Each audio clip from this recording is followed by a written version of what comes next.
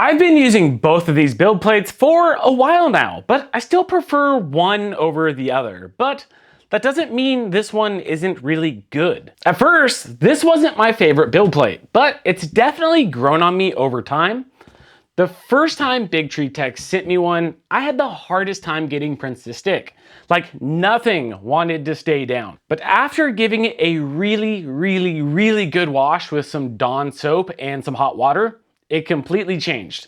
So if you end up picking up one of these Glacier build plates, do not skip that step or you're probably gonna have the same experience that I did. This is the Big Tree Tech Glacier build plate.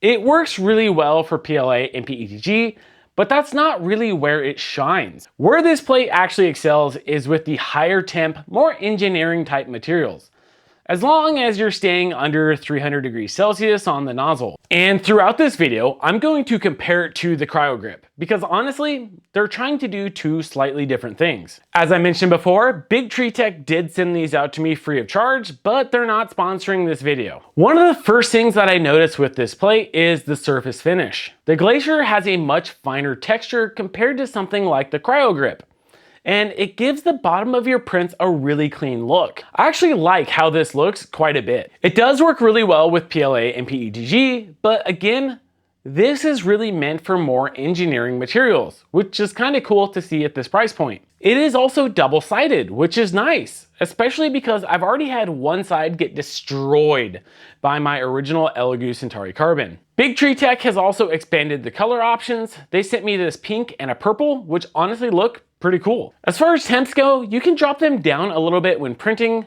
They recommend PLA that you can go down to about 45 to 55 and PETG around 60 to 75.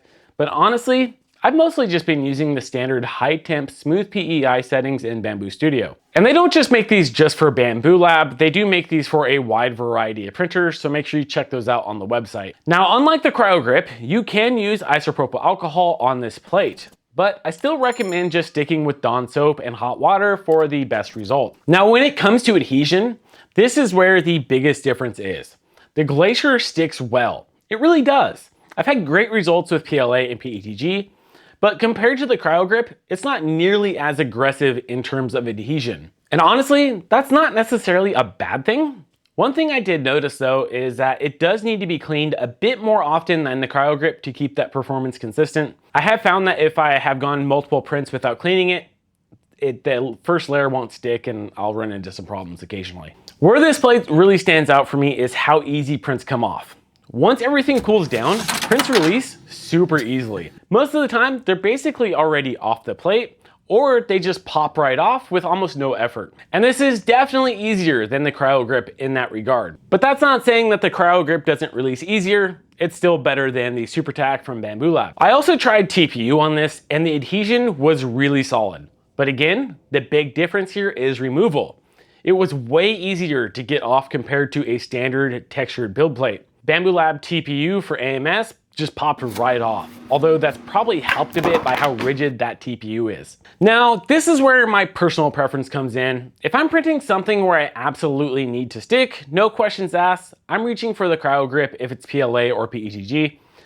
It's just way more aggressive and more forgiving in that way. The Glacier is good, but it's just not quite at that level of adhesion. So really, these two plates come down to this. CryoGrip is all about the maximum adhesion for PLA and PETG. Glacier is more about balance, easier release, nicer surface finish, and just being easier to use day to day, especially if you're using higher temp materials. And neither one is wrong, they're just different. Pricing is pretty solid here, around $24 for the standard size and around $16 for the A1 Mini. And I think that's pretty fair given how good these are. It is worth noting here that you can put a QR code sticker here that is included in the packaging.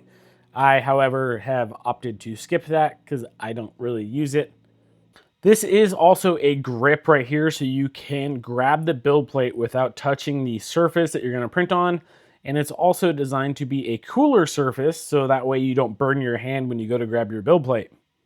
If you want to see a full breakdown of the CryoGrip, check out this video right here where I go over that one in detail and why I think this is probably still my favorite build plate.